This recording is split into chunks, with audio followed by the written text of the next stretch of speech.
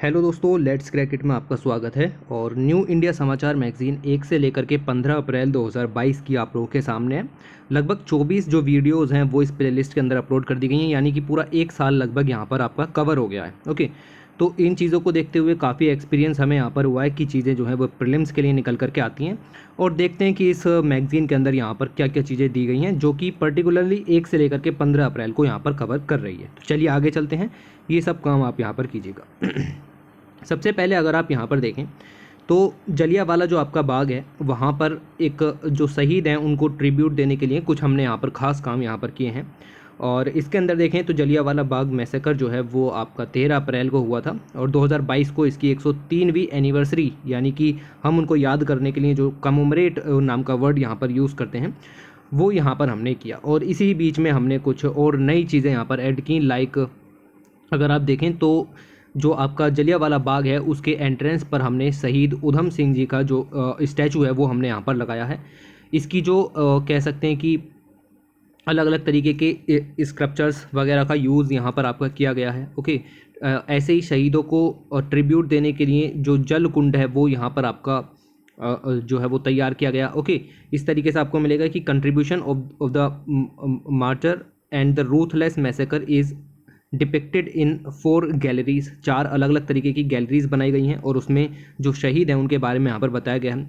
Bullet marks को जो है वो प्रिजर्व किया गया है, जो भी उस दीवार पर बुलेट मार्क्स हैं ओके जो उस समय पर लगे थे वो सब अभी के अभी प्रिजर्व यहाँ पर हैं। और इसी तरीके से जो आपको दिखेगा कि और लाइक मोक्ष स्थल है, अमर ज्योति है, ओके ये सब चीज़ें भी हमने यहाँ पर जो है वो ये प्रिजर्व की हैं। ठीक है, ये सब चीज़ें पहले से भी लगी हुई थी, इनको हमने और ज़्यादा बेहतर यहाँ पर जो है वो किया है।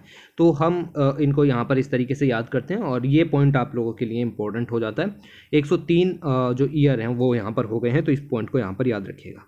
उसके बाद कुछ डिसीजंस लिए गए और उसमें एक डिसीज़न ये था कि जो प्राइवेट मेडिकल कॉलेजेस हैं वहाँ पर जितनी भी सीटें हैं उनकी आधी सीट जो हैं वहाँ पर फीस गवर्नमेंट कॉलेजेस की फ़ीस के बराबर होगी। तो प्राइवेट मेडिकल कॉलेजेस की आधी सीटें जो हैं वो गवर्नमेंट कॉलेजेस की फ़ीस पर ही यहाँ पर आपकी भरी जाएंगी। ये डिसीजन लिया गया यूक्रेन क्राइसिस के बाद, जब पता चला कि भाई इंडिया में जो मेडिकल की फ़ीस है वो यहाँ पर काफ़ी ज़्यादा है, तो उसके बाद ये डिसीज़न यहाँ पर लिया गया।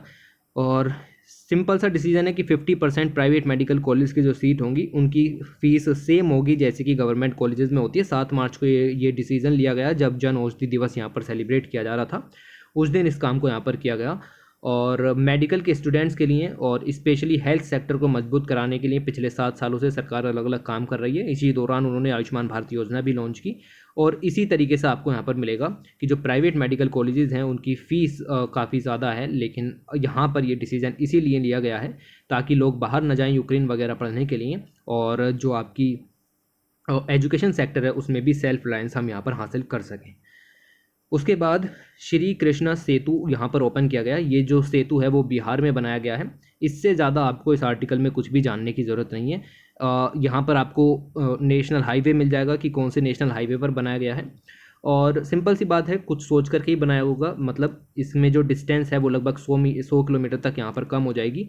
Distance between Munger and Khagaria, इसके बीच की डिस्टेंस 100 किलोमीटर से कम हो जाएगी। बिहार के अंदर है, बाकी चीज़ें इंपॉर्टेंट नहीं हैं।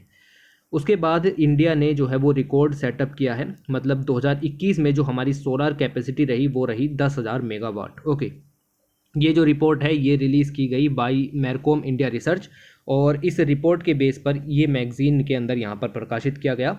इसके अंदर अगर आप यहाँ पर देखें तो 10,000 मेगावाट की सोलर कैपेसिटी 2021 में हमने यहाँ पर हासिल की, और पिछले साल से अगर हम देखें लगभग 212% ज़्यादा हमने ये चीज़ हासिल की है। COP26 की मीटिंग्स के अंदर हमने कहा है कि हम नेट ज़ीरो इमिशन हासिल कर लेंगे 2070 तक। इसके अलावा पंचामृत सिद्धांत के अंदर और भी काफ़ी बड़ी बड़ी बातें यहाँ पर की गई, लेकिन 2070 तक नेट ज़ीरो इमिशन हासिल करने के लिए फॉसिल फ्यूल बेस्ड इकोनॉमी से ट्रांजिशन जरूरी होता है टू रिन्यूएबल एनर्जी की तरफ। तो F2R कहते हैं इसको, फॉसिल फ्यूल से आप रिन्यूएबल एनर्जी की तरफ जाएंगे। इस पूरी प्रोसेस को एनर्जी ट्रांजिशन कहा जाता है और ये बहुत ज़्यादा ज़रूरी है। क्यूमुलेटिव सोलर पावर जो है वो लगभग 50,000 मेगावाट के करीब यहाँ पर हो गई है। मतलब टोटल सोलर पावर जो हम जनरेट कर सकते हैं वो है आपकी 50,000 मेगावाट, लेकिन 2021 में हमने 10,000 मेगावाट यहाँ पर आपकी जनरेट की। कुछ पॉइंट्स हैं, ये सब यहाँ पर याद रखो और कुछ ज़रूरी नहीं है। उसके बाद अगर आप देखें तो आयुष्मान भारत योजना शुरू की गई थी। ओके, इसके अंदर आपके दो अलग अलग कंपोनेंट थे। एक तो प्राइमरी जो आपके हेल्थ एंड वेलनेस सेंटर्स यहाँ पर बनाने थे, और दूसरा जो है वो जन औषधि योजना इसके अंदर में यहाँ पर शुरू की गई थी। पीएमजे जन आरोग्य योजना यहाँ पर आपकी शुरू की गई थी। इसके अंदर में आपका जो 5 लाख रुपीज़ का कह सकते हैं कि इंश्योरेंस यहाँ पर हेल्थ इंश्योरेंस अवेलेबल कराया जाता पर ईयर पर फैमिली। ठीक है, तो इस तरीके से आपको यहाँ पर ये मिलेगा, और लगभग 50 करोड़ लोगों को ये यहाँ पर बेनिफिट करता। और अब स्टडी यहाँ पर हुई है, उन्होंने पता चला है कि ये जो है वो लगभग आपका 46% जो इसके बेनिफिशरीज़ हैं वो स्कीम के अंदर वुमेन यहाँ पर हैं, और अलग अलग स्टेट से ये कंस्टिट्यूट होकर के आते हैं। 2018 में स्कीम इंश्योरेंस स्कीम यहाँ पर शुरू की गई थी। दुनिया की सबसे बड़ी हेल्थ इंश्योरेंस स्कीम है। इसका एक कंपोनेंट तो यही था कि primary health and wellness centres बनाने हैं, और दूसरा था इंश्योरेंस स्कीम को प्रोवाइड कराने का, जिसके अंदर secondary and tertiary health care को कवर किया गया है। ओके, तो ये सब चीज़ें चल रही हैं। इसके अंदर में नेशनल हेल्थ अथॉरिटी और स्टेट हेल्थ अथॉरिटीज़ ये सब भी बनाई जा रही हैं। वो थोड़ा डिटेल में हो जाएगा, बाकी ये लगभग 10-15 मिनट का टॉपिक है, तो इसको आप रिवाइज कीजिएगा। उसके बाद यहाँ पर लिखा हुआ है उत्कल दिवस सेलिब्रेट हुआ। उत्कल दिवस जो है वो आपका 86th फाउंडेशन डे, मतलब जब उड़ीसा का फाउंडेशन डे यहाँ पर होता है तो उसको उत्कल दिवस के रूप में जाना जाता है, और 1 अप्रैल को उत्कल दिवस यहाँ पर हर साल हम सेलिब्रेट करते हैं। ये आपका 86 जो नंबर का था 2022 में, और इस दिन जो है वो उड़ीसा स्टेट यहाँ पर सेपरेट हुआ था, और लिंग्विस्टिक बेसिस पर बना 1936 के अंदर। इसके अंदर आपको पता चलेगा कि तभी से हम जो है वो उत्कल दिवस या उत्कल दिवस यहाँ पर आपका सेलिब्रेट करते हैं।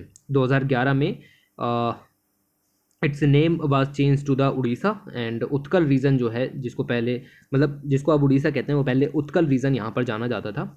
और यहाँ पर हमें काफ़ी सारी चीज़ें मिलेंगी, लाइक अपनी हिस्ट्री रही है उड़ीसा की हिस्ट्री की अगर हम बात करें, लॉर्ड जगन्नाथ जी के बारे में यहाँ पर आपको पता लगता है। ओके, यहाँ पर आपको पता लगेगा कि जो अशोक है वो यहाँ पर जो सम्राट अशोक थे, ठीक है, मौर्य साम्राज्य के अंदर, वो बुद्धिज़्म में यहाँ पर आपके कन्वर्ट हुए थे। सन टेम्पल आपको यहाँ पर कोणार्क के अंदर मिल जाएगा। ओके, चिल्का लेक यहाँ पर आपको मिल जाएगी, जो कि अपने आप में एक रामसर वेटलैंड साइट है। उसके अलावा जो यहाँ का रसगुल्ला है वो भी यहाँ पर काफ़ी ज़्यादा फेमस है। पहला जो आर्म्ड विद्रोह हुआ था, आर्म्ड स्ट्रगल हुआ था, जिसको कहते हैं पाइका रेवेलियन, वो भी 1817 में यहाँ पर हुआ था। ओके, तो ये सब चीज़ें कुछ बताती हैं कि उड़ीसा का महत्व क्या है और उत्कल दिवस का महत्व क्या है। तो इतना सब पॉइंट आपको यहाँ से ध्यान में रखना है, ये चीज़ें। उसके बाद मेजर धन सिंह थापा जी के बारे में बताया गया है, और इनके बारे में एक पॉइंट आप यहाँ पर ध्यान में रखोगे। एक तो इनका नाम याद रखना, मेजर धन सिंह थापा नाम है इनका, और ये कह सकते हैं कि जब आपकी 1962 की इंडो चाइना वॉर थी उसके दौरान इन्होंने अपनी जो बहादुरी है वो यहाँ पर दिखाई, और ए पोस्ट ऑन द बॉर्डर वो इनके नाम पर भी यहाँ पर रखी गई। ओके, तो खुखरी से ये लड़े।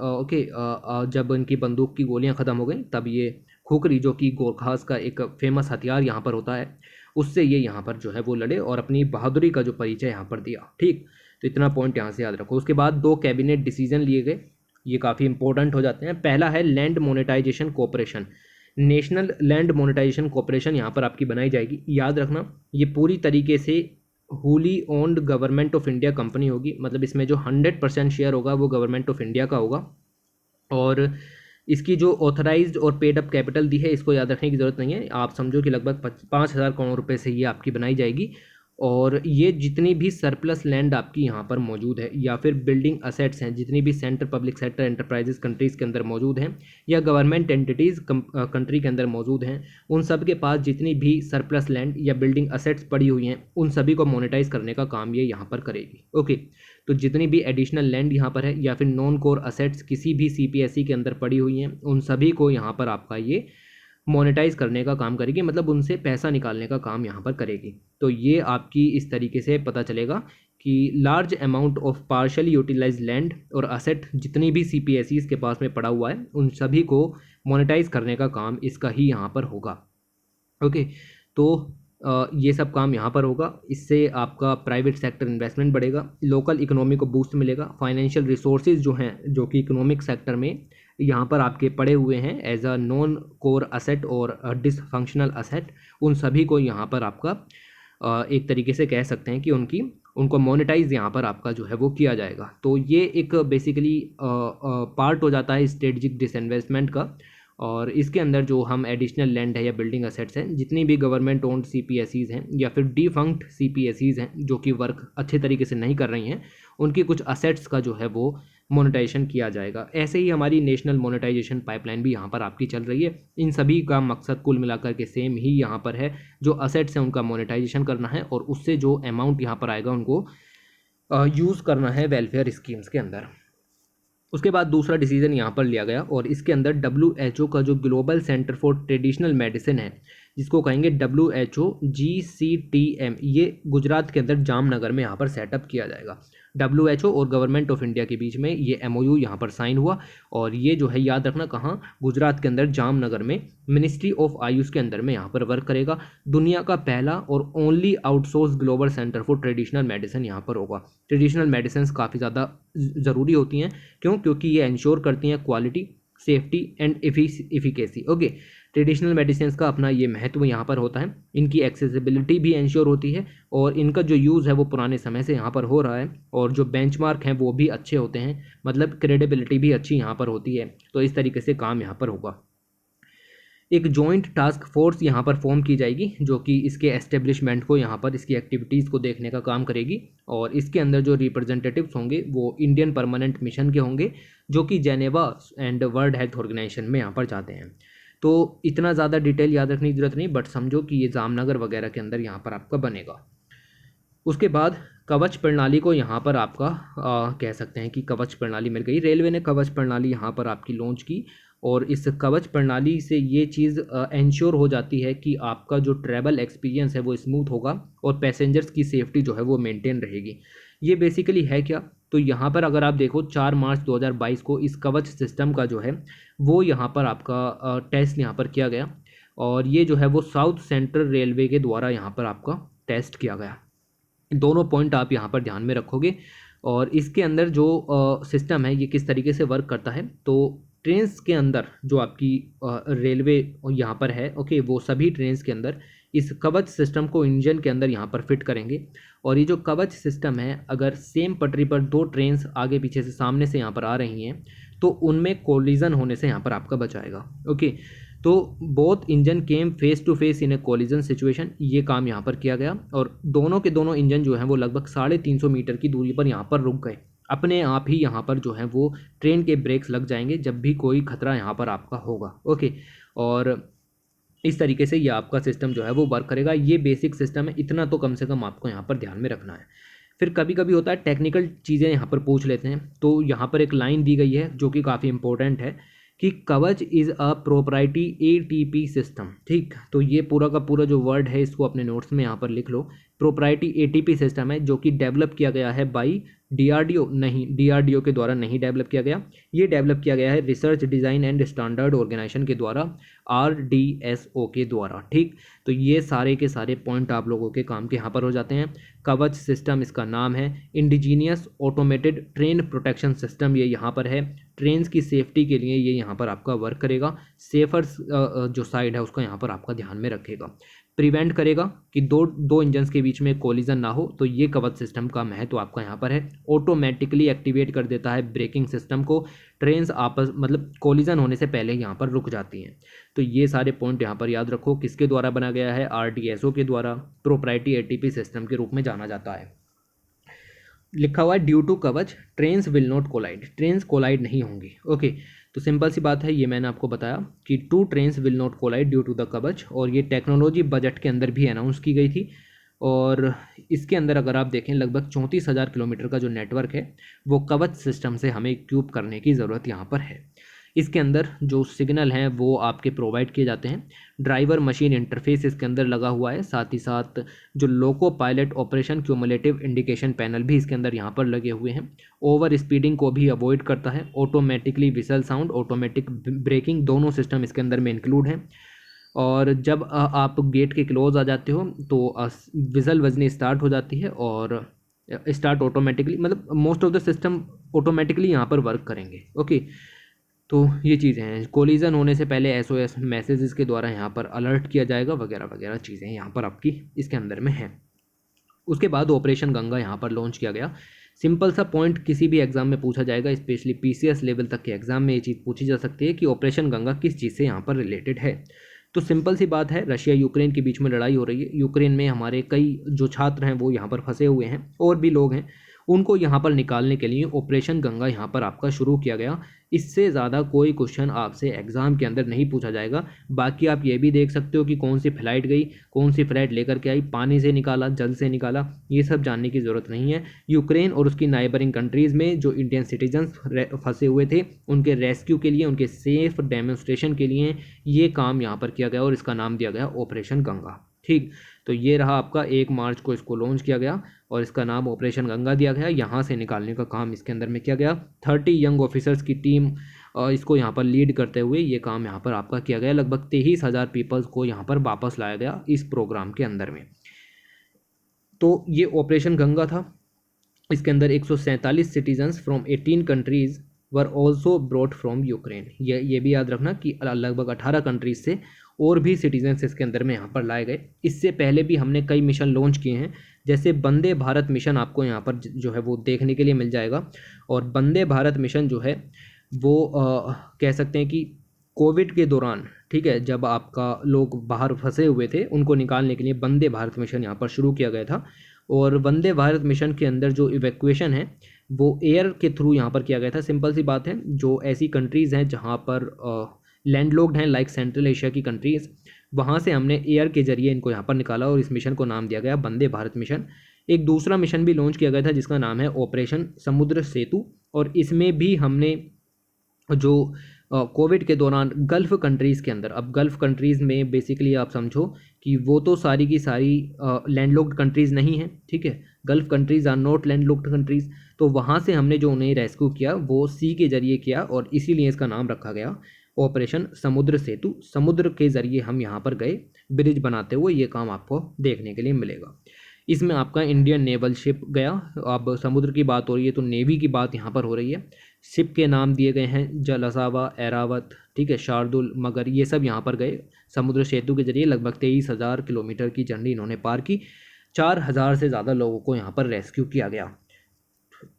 इसके अलावा ऑपरेशन देवी शक्ति भी यहाँ पर शुरू किया गया। अफ़गानिस्तान में जो क्राइसिस हुआ, तालिबान का कब्जा यहाँ पर हुआ, उस दौरान जो इंडियंस वहाँ पर फंसे हुए थे उनको वापस लाने के लिए ऑपरेशन देवी शक्ति लॉन्च किया गया था। यूपीएससी प्रीलिम्स में इससे भारी क्वेश्चन नहीं बनेगा कि एक तरफ ऑपरेशन का नाम दे दे और दूसरी तरफ क्यों लॉन्च किया गया था वो यहाँ पर दे दे और मैच ऑफ द फॉलोइंग में आपसे पूछ ले। तो जो भी यहाँ पर दिया गया है उन सबका ध्यान रखें कि कहाँ पर किस चीज़ की बात की जा रही है। तो तालिबान ने जब आपका अफ़गानिस्तान को यहाँ पर कवर किया तब उस टाइम ऑपरेशन देवी शक्ति यहाँ पर लॉन्च किया गया था। उससे पहले भी जून 2014 में इराक के अंदर 46 इंडियन नर्सेज यहाँ पर आपकी फंसी हुई थी, उनको यहाँ पर हमने निकाला। इस ऑपरेशन का कोई पर्टिकुलर नाम नहीं दिया गया, लेकिन ISIS के अटैक की वजह से वहाँ से हमें ये जो है वो ऑपरेशन चलाना पड़ा। कोई फैंसी नाम नहीं है इस ऑपरेशन का, बट ऑपरेशन तो यहाँ पर था।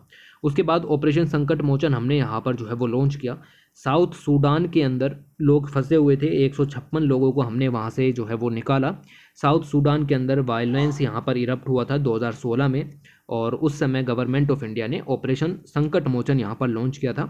मिनिस्ट्री ऑफ एक्सटर्नल अफेयर ने इसको यहाँ पर आपका कैपिटल जुबा से लोगों को रेस्क्यू किया गया, और ये चीज़ें आपको इतनी यहाँ पर ध्यान में रखनी है। और ये एक तरीके से जो है वो वायलेंट अटैक था जिसकी वजह से जो लोग हैं वहाँ पर फंसे हुए थे इनको यहाँ पर निकाला गया। उसके बाद यमन के अंदर ऑपरेशन राहत हमने यहाँ पर आपका लॉन्च किया, और जब यहाँ पर आपका जो सऊदी अरब है 2015 में इसको लॉन्च किया गया था, और उसके एलाइज़ हैं सऊदी अरब और उसके एलाइज़ हैं, उन्होंने यमन के अंदर मिलिट्री इंटरवेंशंस लिए थे, तो वहाँ पर इंडियन आर्म्ड फोर्सेस ने अपना रोल निभाया और ऑपरेशन राहत लॉन्च किया। लगभग 4,000 से ज़्यादा इंडियंस को सेफली जो है वो वापस लेकर के आए। और इस तरीके से आपको इस ऑपरेशन का नाम, कहाँ पर किया गया और क्या किया गया, वो तीनों चीज़ें यहाँ पर आपको ध्यान में रखनी है।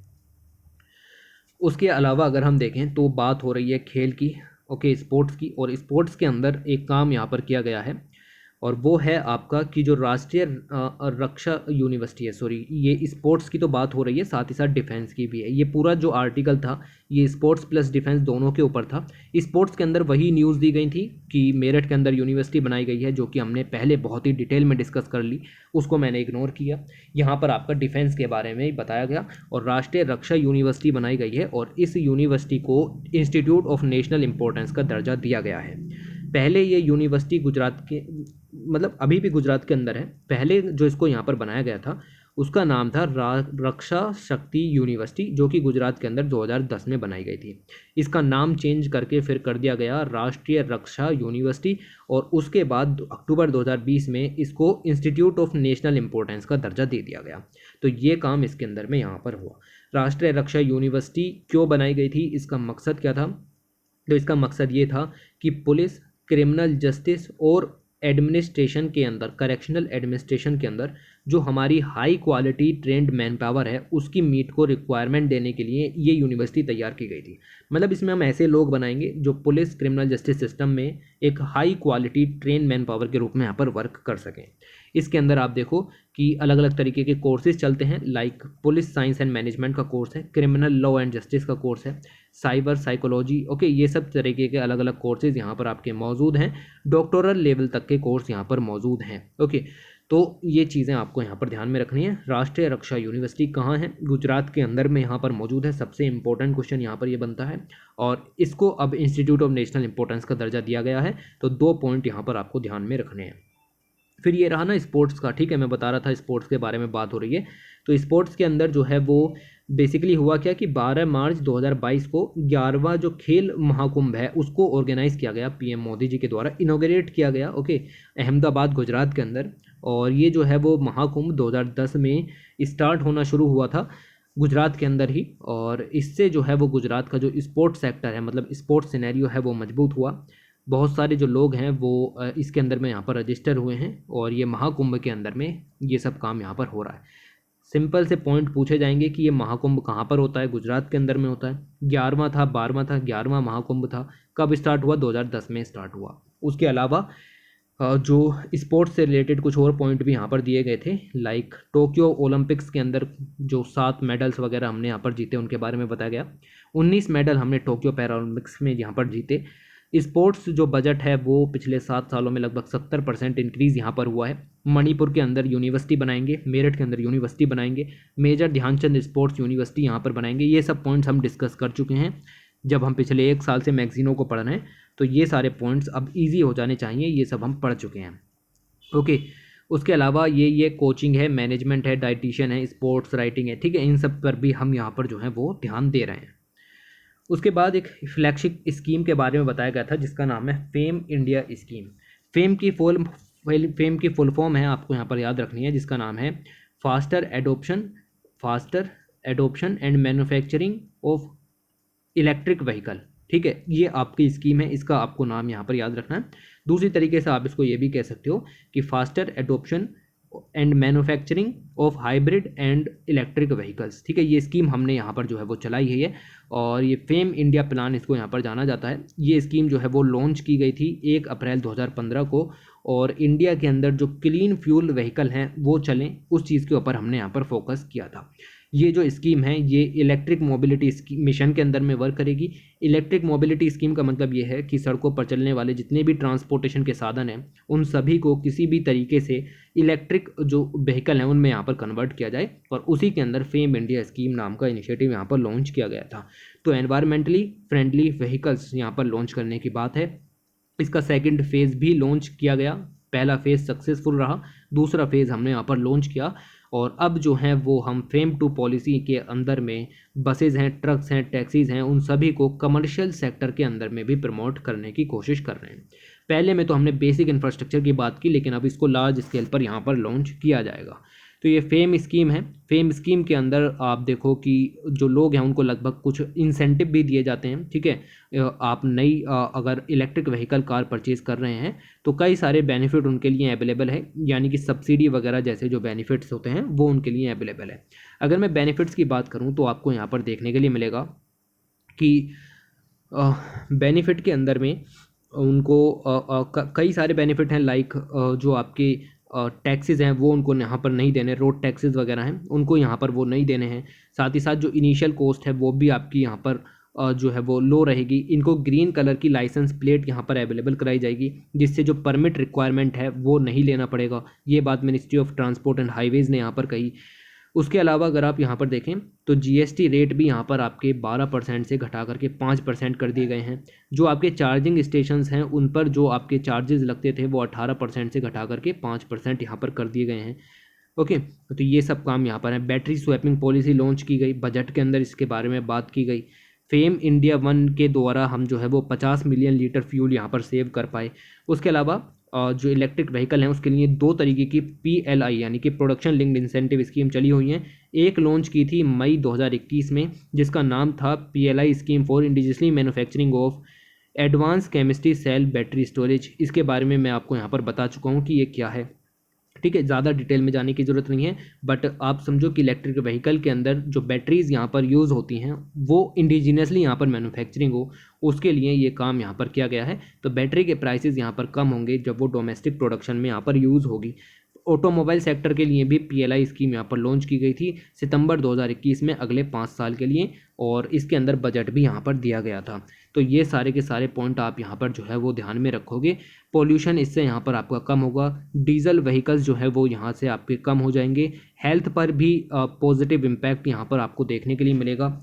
ओके, तो ये सारे पॉइंट्स आप यहाँ पर ध्यान में रखेंगे। उसके बाद FAME-2 received a total budgetary support of ₹10,000 crore. जो FAME-2 स्कीम यानी कि दूसरा नंबर का जो फेज़ यहाँ पर लॉन्च किया है उसके लिए 10,000 करोड़ यहाँ पर दिए गए हैं। फेम इंडिया स्कीम का जो दूसरा चरण है वो 1 अप्रैल 2019 को यहाँ पर लॉन्च किया गया। ओके, तो ये पॉइंट यहाँ पर ध्यान में रखिएगा। पहला जो चरण था वो 1 अप्रैल 2015 को यहाँ पर आपका लॉन्च किया गया था, और उसके बाद दूसरा चरण जो है वो 1 अप्रैल 2019 को 10,000 करोड़ रुपए की लागत से यहाँ पर लॉन्च किया गया। इसके अंदर इलेक्ट्रिक व्हीकल्स का निर्माण यहाँ पर आपका किया जाएगा। फेम इंडिया स्कीम जो आपका यहाँ पर है वो 1 फरवरी 2022 तक की अगर हम बात करें तो लगभग इसके अंदर 827 करोड़ रुपए जो है वो लगभग खर्च हो चुके हैं। सब डाटा पर आप यहाँ पर फोकस ना करें, सिर्फ मकसद को समझने की कोशिश करें कि चार्जिंग स्टेशंस यहाँ पर बनाए जाएंगे, E-बसेज, E3 व्हीलर, E4 व्हीकल्स, ये सब भी प्रमोट यहाँ पर किए जाएंगे। A faster adoption and manufacturing of hybrid and electric vehicles इस स्कीम का नाम है। और ट्रांसपोर्ट मोड्स को फॉसिल फ्यूल से रिन्यूएबल एनर्जी यानी कि फॉसिल फ्यूल बेस्ड जो ट्रांसपोर्टेशन सेक्टर है, कह सकते हैं कि डीकार्बोनाइजेशन करना है ट्रांसपोर्टेशन सेक्टर का, तो इस तरीके से आपका ये यहाँ पर जो है वो मदद करेगा। ये सब पॉइंट यहाँ पर ध्यान में रखो, बाकी ये सब आप इग्नोर भी कर सकते हो। ये जो सेकंड फेज़ है वो आपका 31 मार्च 2024 तक यहाँ पर चलेगा, और ये चीज़ें यहाँ पर आपकी चलेंगी। तो ये कॉमन चीज़ें हैं, वो सब आप यहाँ पर याद में रखने की कोशिश करो। 1 अप्रैल 2015 को लॉन्च की गई, 1 अप्रैल 2019 को पहला फेज़ ख़त्म हो गया, यानी सेकंड फेज़ शुरू किया गया।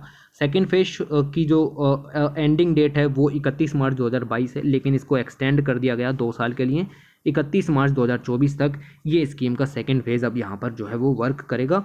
अलग अलग सेक्टर के लिए PLI स्कीम भी हमने इसके अंदर में लॉन्च की हैं। फिर आ जाता है E-नाम portal, promoting one nation one market concept. E-नाम यहाँ पर आपका लॉन्च किया गया था, electronic national agriculture market place के नाम से इसको यहाँ पर जाना जाता है। एक तरीके से वेब पोर्टल है जिसके ऊपर जो बायर्स हैं, सेलर्स हैं, वो आपस में जुड़ते हैं, और प्रोक्योरमेंट वगैरह यहाँ पर आपका इस तरीके से जो है वो किया जाता है। ओके, ऑनलाइन ट्रेडिंग प्लेटफॉर्म है, और इससे जो फार्मर्स हैं उनको काफ़ी बेनिफिट यहाँ पर अवेलेबल होता है। अपने जो एग्रीकल्चर प्रोडक्ट हैं उनको यहाँ पर ये बेच सकते हैं। ऑनलाइन प्लेटफॉर्म है, इसकी वजह से जो एग्रीकल्चर कमोडिटीज़ हैं उनके रिम्यूनरेटिव और कम्पिटिटिव प्राइसेस अवेलेबल हो जाते हैं। मैनर ट्रांसपेरेंट रहता है, किसी तरीके के मिडिल मैन की कोई ज़रूरत नहीं होती, कोई एडिशनल कॉस्ट यहाँ पर नहीं लगती, इनकम इंक्रीज़ होती है, और साथ ही साथ बेनिफिट भी एकदम देखने के लिए यहाँ पर मिलते हैं। तो ये कहा जा रहा है one nation one market place. पहले क्या था, एक नेशन था, उसके अंदर अलग अलग स्टेट थे, उन अलग अलग स्टेट के अपने अपने APMC एक्ट यहाँ पर थे। ओके, अब वो APMC एक्ट यहाँ पर आपके मौजूद थे, उन सब की अपनी प्रॉब्लम्स यहाँ पर थी, ठीक है, उनमें काफ़ी मिडल मैन वगैरह का भी चक्कर था, उन सभी को यहाँ पर अब इंटीग्रेट कर दिया गया है इस पोर्टल के जरिए, E-नाम के जरिए, और ये सब काम यहाँ पर आपका इस तरीके से किया जाएगा। तो ई नाम जब से फार्मर्स ने ज्वाइन किया है तो उनको काफ़ी बेनिफिट मिल रहे हैं, उनकी जो इनकम है वो यहाँ पर आपकी इंक्रीज़ हुई है, और जो प्रोडक्ट है उनको बेचने में भी काफ़ी ज़्यादा आसानी जो है वो उनको यहाँ पर देखने के लिए मिल रही है। पीएम नरेंद्र मोदी जी ने 16 वो आपका अप्रैल 2016 में इसको यहाँ पर जो है वो इनोग्रेट किया था प्रोजेक्ट को, और लगभग 21 मंडीज़ 8 स्टेट की जो हैं वो इनिशियली इंटीग्रेट की गई थी, और इस तरीके से जो ई नाम पोर्टल है उसकी सफलता आपको यहाँ पर देखने के लिए मिलेगी। प्लेटफॉर्म के जरिए डायरेक्ट बाइंग और सेलिंग फैसिलिटीज़ अवेलेबल हैं, मैक्सिमम प्रॉफिट यहाँ से निकल सकता है, सारी जो क्रॉप है उसकी सेल की जा सकती है, किसी पर डिपेंड नहीं रहना पड़ेगा, बायर को जो है वो आप कहीं मतलब शॉप वगैरह पर घूमना नहीं पड़ेगा, सीधे आप उस पर अपनी फसल को यहाँ पर रजिस्टर कीजिए और आपको बायर जो है वो मिल जाएगा। ऑनलाइन ट्रेडिंग प्लेटफॉर्म है एग्रीकल्चर कमोडिटीज़ के लिए। मेन ऑब्जेक्टिव तो यही था जो मैंने आपको बताया कि जो एपीएमसी मंडीज़ हैं उनको सिंगल नेटवर्क में यहाँ पर जोड़ना है, और एक नेशनल लेवल का एग्रीकल्चर प्रोड्यूस मार्केट यहाँ पर तैयार करना है जिससे ट्रांसपेरेंसी बिजनेस ट्रांजैक्शन में यहाँ पर बनी रहे। तो ये है आपका वन नेशन वन मार्केट। लगभग 1000 से ज़्यादा मंडीज़ 21 स्टेट्स की यूनियन टेरिटरीज़ की इसके अंदर ऐड हो चुकी हैं, और ये जो ई नाम की सफलता को यहाँ पर दिखाता है, इससे जो है वो प्रोस्पेरिटी किसानों को यहाँ पर मिलेगी। ऐसे ही इनोवेटिव चीज़ें लॉन्च करने की ज़रूरत है। ये सब डाटा है, कितनी मंडीज़ जुड़ चुकी हैं, कितने स्टेट कवर हैं, सब कुछ याद रखने की ज़रूरत नहीं है, बट मंडीज़ की संख्या याद रखो, स्टेट्स कितने कवर हैं उतना याद रखो, और फार्मर प्रोड्यूसर ऑर्गेनाइजेशन कितनी रजिस्टर्ड है उनका भी नाम आप यहाँ पर याद में रखोगे। तो रजिस्ट्रेशन यहाँ पर आपके लॉन्च किया गया 14 अप्रैल 2016 में। 21 मंडीज़ 8 स्टेट की शुरुआत में थी, और फ्री है रजिस्ट्रेशन, कोई दिक्कत नहीं है। ऑनलाइन सेल्स आप यहाँ पर कर सकते हो, अपने जो प्रोड्यूस आपने यहाँ पर उगाया है वहाँ पर आप इसकी ऑनलाइन सेलिंग कर सकते हो। और तो और जो आप पेमेंट वगैरह यहाँ पर करोगे वो सब ऑनलाइन यहाँ पर होगा, मोबाइल फ़ोन का यूज़ करते हुए, भीम यूपीआई गेटवेज़ का यूज़ करते हुए, तो इसमें भी किसी तरीके की दिक्कत यहाँ पर नहीं आएगी। फार्मर्स को बेनिफिट तो होंगे, कोई मिडिल मैन नहीं होगा इसके अंदर, और डायरेक्ट जो बेनिफिट है वो फार्मर्स को देखने के लिए मिलेंगे। बेटर प्राइसेस जिससे उनकी इनकम जो है वो बढ़ेगी यहाँ पर, और बिड्स के थ्रू यहाँ पर अपना जो प्रोड्यूस है उसको बेच सकते हैं, मतलब जो सबसे ज़्यादा दाम में यहाँ पर आपकी फसल खरीदेगा आप उसी को फसल यहाँ पर बेचोगे। कंप्लीट इन्फॉर्मेशन हर एक मंडी की आपको अवेलेबल होगी कि किस मंडी में क्या प्राइजेज़ यहाँ पर चल रहे हैं। ट्रांसपेरेंसी अकाउंटेबिलिटी का भी सिस्टम यहाँ पर आपका मेंटेन रहेगा। तो ये सब आपको इसके बारे में पता होना चाहिए। उसके बाद यहाँ पर कुछ लीडर्स उनके बारे में बताया गया। आपको पता है कि 12 मार्च को दांडी यात्रा यहाँ पर आपकी शुरू की गई थी। 12 मार्च 1930 को दांडी यात्रा यहाँ पर शुरू की गई थी, और 6 अप्रैल को ये दांडी यात्रा जो है वो आपकी ख़त्म हुई थी, 6 अप्रैल 1930 को। तो इस दौरान गांधी जी का साथ किन किन लोगों ने दिया उनके बारे में थोड़ा सा यहाँ पर आपका डिस्कस किया गया है। तो इनके नाम तो कम से कम आप यहाँ पर याद रखो, बाकी सब कुछ याद नहीं रख पाओगे। इनकी जीवनी टाइप की यहाँ पर दी गई है, इनकी बायोग्राफी यहाँ पर दी गई है, वो आप नहीं याद रख पाओगे, लेकिन एक दो पॉइंट यहाँ से निकालने की कोशिश करनी चाहिए। जैसे पहला नाम है मतंगिनी हाजरा, ठीक है, तो इनका नाम यहाँ पर दिया गया है। इनको फेमसली जो है वो ओल्ड गांधी के नाम से यहाँ पर आपका जाना जाता है। तो ये काफ़ी इंपॉर्टेंट पॉइंट हो जाता है कि ओल्ड गांधी किसको कहते हैं, ठीक। तो ओल्ड गांधी इनको कहा जाता है, और इनका नाम आप यहाँ पर ध्यान में रखेंगे। पूरी तरीके से ये गांधी जी के फॉलोअर थी, व्हील्स को स्पिन करती थी, खादी को यहाँ पर आपका पहनती थी, ओके, लोगों की सर्विस में यहाँ पर ये पूरा ध्यान देती थी। और तो और 1930 में जो विलेज के यूथ थे जहाँ पर ये रहती थी उनको इस मूवमेंट के बारे में बताया और दांडी यात्रा में जोड़ने की कोशिश की। तो इस तरीके से इन्होंने यहाँ पर आपका जो वर्क यहाँ पर किया, और बुलेट जो है वो इनके सिर में लगी थी जिसकी वजह से इनकी डेथ यहाँ पर हुई, और इतना पॉइंट आप यहाँ पर ध्यान में रखोगे। उसके बाद कमला देवी जी के बारे में दिया गया है, और इन्होंने जो है who persuade Mahatma Gandhi to include women in the salt Satyagraha. तो साल्ट सत्याग्रह के अंदर वुमेन्स को भी इंक्लूड किया जाए, उसके लिए इन्होंने जो है वो यहाँ पर आपका काम किया। तो वुमेन जो है वो साल्ट सत्याग्रह में पार्ट लें, इस चीज़ को देखते हुए ये काम इन्होंने यहाँ पर किया। इतना पॉइंट भी आप यहाँ पर याद रख पाए तो काफ़ी हो जाएगा। और इनको मदर ऑफ द हैंडलूम भी कहा जाता है, क्योंकि इस हैंडलूम इंडस्ट्री को बढ़ावा देने में उस समय इन्होंने मदद की, और जो स्वदेशी है उसको अपनाने में भी यहाँ पर इन्होंने मदद की। लिक्वर वगैरह हैं, इन सभी को त्यागने के लिए इन्होंने यहाँ पर मदद की। ओके, मूवमेंट चलाया गया स्पिनिंग ऑफ व्हील के लिए, ये सब काम इन्होंने यहाँ पर किए, और इतना पॉइंट आप यहाँ पर जो है वो ध्यान में रखोगे, इतना सफिशिएंट हो जाएगा। उसके बाद गिरिवरधारी चौधरी जी के बारे में बताया गया है, द ओनली सत्याग्रही जो कि दांडी मार्च में जुड़े बिहार से, जिनका नाम था गिरिवरधारी चौधरी। तो सिंपल पॉइंट है, यहाँ पर ध्यान रखो, ओनली सत्याग्रही जो बिहार से यहाँ पर जुड़े दांडी मार्च के दौरान, वो आपको यहाँ पर मिलेंगे ये। ओके, और नॉन वायलेंस का पाथ यहाँ पर इन्होंने अपनाया, और इनके बारे में आप इतना यहाँ पर ध्यान में रखोगे। बिहार से यहाँ पर आते थे, 20 साल के थे जब इन्होंने गांधी जी को यहाँ पर ज्वाइन किया। तो इतना पॉइंट यहाँ पर ध्यान में रखोगे, सफिशिएंट हो जाएगा।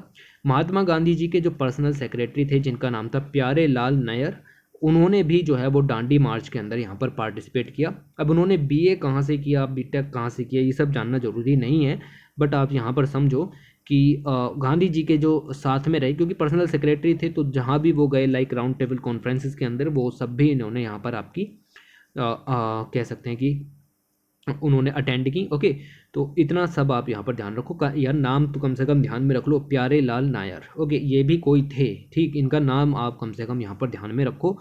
और हरिजन को एडिट करने का काम भी ये यहाँ पर करते थे। हरिजन जो है वो पत्रिका थी जो गांधी जी के द्वारा यहाँ पर निकाली गई थी। इस तरीके से आपको यहाँ पर देखने के लिए मिलेगा। उसके बाद आपके आ जाते हैं बालजी भाई गोविंद जी देसाई, और ये जो हैं वो टीचर थे। इन्होंने अपनी टीचिंग की जॉब को त्याग दिया और फ्रीडम स्ट्रगल में यहाँ पर आपका पार्टिसिपेट करना शुरू कर दिया। सत्याग्रही थे, और आपको पता चलेगा कि इंग्लिश लिटरेचर यहाँ पर आपका पढ़ाते थे गुजरात कॉलेज में। इसको यहाँ पर इन्होंने छोड़ दिया जॉब को, और जब गांधी जी साउथ अफ्रीका से रिटर्न हुए तब इन्होंने उनका पार्टिसिपेशन यहाँ पर मतलब बेसिकली किया। इन्होंने जो है वो कंट्रीब्यूट किया, ट्रांसलेशन किया of the history of Satyagraha in the south Africa, उसको इन्होंने ट्रांसलेट किया, और ये सब काम आपके यहाँ पर आपको मिलेंगे। कस्तूरबा गांधी जी के बारे में आप सभी जानते हैं, इनको बताने की ज़रूरत नहीं है, बा कह करके इनको यहाँ पर बुलाया जाता था, और इनके बारे में आपको बेसिकली सब पता ही है। Kasturba also took part in the no tax campaign, salt Satyagraha. Gandhi ji के साथ हर एक कदम में ये यहाँ पर आपकी खड़ी नहीं, तो किसी तरीके का कोई एक्सेप्शन यहाँ पर नज़र नहीं आता। ओके, तो ये सब पॉइंट आप यहाँ पर ध्यान में रखोगे। उसके अलावा जन औषधि केंद्र यहाँ पर आपका बेसिकली दिवस था, 5 मार्च को सेलिब्रेट किया गया, और इसके अंदर जो अफोर्डेबल मेडिसिन हैं वो अवेलेबल कराई जाती हैं। ठीक, जो लोग हैं उन सभी को ये अफोर्डेबल मेडिसिन अवेलेबल कराने के लिए ये काम यहाँ पर आपका शुरू किया गया, और ये दिवस 7 मार्च को यहाँ पर आपका मनाया जाता है। तो ये सब पॉइंट आपके यहाँ पर इम्पोर्टेंट हो जाते थे इस मैगज़ीन से। इसके अलावा आपको इस मैगज़ीन से और कुछ भी नहीं पढ़ना। पूरी वीडियो हो गई है। अगर वीडियो आपको पसंद आई तो लाइक, शेयर और सब्सक्राइब करके जाइए, और thanks for watching, take care. इसकी PDF आपको जो है वो टेलीग्राम चैनल पर उपलब्ध हो जाएगी।